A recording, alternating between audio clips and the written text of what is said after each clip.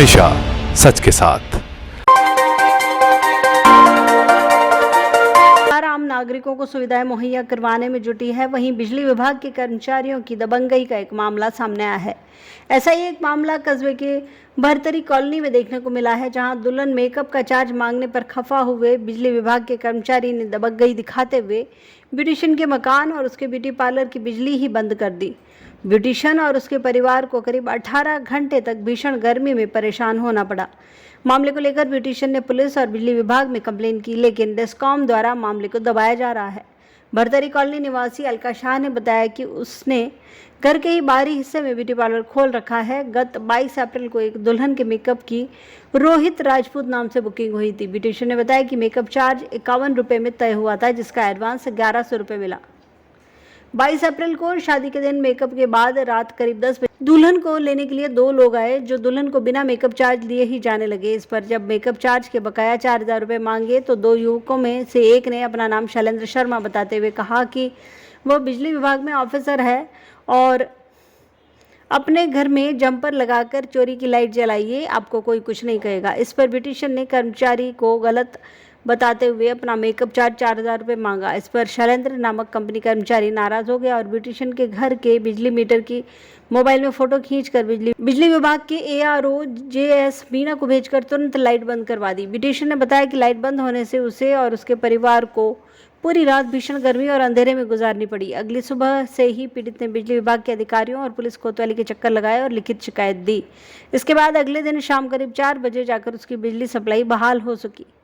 Beautician Alka Shah ने इस संबंध में डिस्कॉम एक्सीएन विवेक शर्मा से भी शिकायत की है, जिस पर उन्होंने AEN को मामले की जांच कर कार्रवाई करने के निर्देश दिए हैं। अब देखना यह है कि पीड़िता की शिकायत पर बिजली विभाग के कर्मचारी के खिलाफ क्या शिकायत की जाती है। बताइए क्या बात हुई थी। एक्चुअली 22 तारीख को मेरे पास दुल्हन की एक मेकअप का बुकिंग दिया गया है। दिल्ली के रहने वाले और वो अहमदाबाद में वो लड़की की शादी होने वाले वो अहमदाबाद में।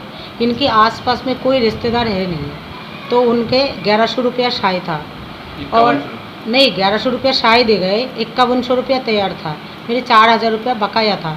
उसके बाद में 3 बजे वो दुल्हन आ जाए, आने के बाद में मैं 11 बजे तक उसको तैयार कर दी, 10 बजे से 11 बजे तक। उसके बाद में मैंने कही मेरी बकाया 4000 रुपया आप दे दीजिए।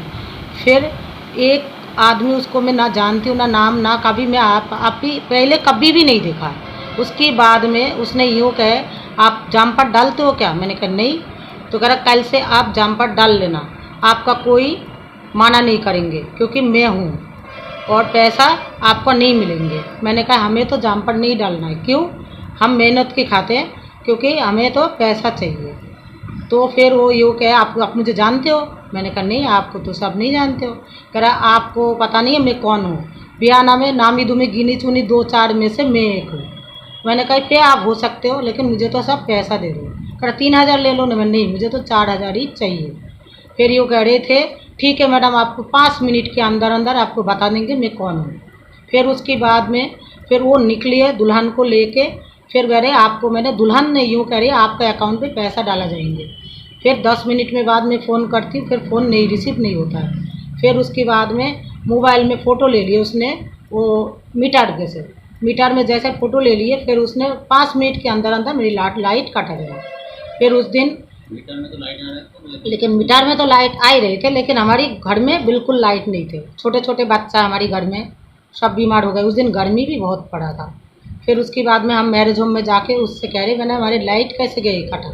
फिर कह रहा आप मेरे साथ गिराओ, सॉरी बताओ, तो मैं अब भी आपको लाइट काट देती हूँ, लगा देती हूँ, सॉरी लगा देती हूँ। फिर उसने कह रही मैं कह रही हूँ क्यों मैं गिराऊँ आपके पास? मैं मेहनत करा, आपको न पैसा दे दो। कह रहा नहीं ऐसा नहीं है, आप नहीं जानते तो मैं कौन हूँ। फिर इसके बाद में मैंने कही देखो इंसान को कोई भरोसा नहीं है। आज मैं जो जा रही हूँ रास्ते में क्या पता मेरी क्या हो जाए, इसका कोई भरोसा नहीं है। लेकिन ऐसा दादागिरी नहीं चलता है। क्यों? क्योंकि भगवान से थोड़ी सी डरी है। मैं कोई गाली गलौज कुछ भी नहीं बोला। हाँ, उसके बाद में फिर उसने यूँ कह रहे थे कि ठीक है मैडम आप तो जाओ, आपको लाइट नहीं मिलेंगे और कल तो वैसे ही संडे है, आपको कोई नहीं मिलेंगे। फिर वो पैसा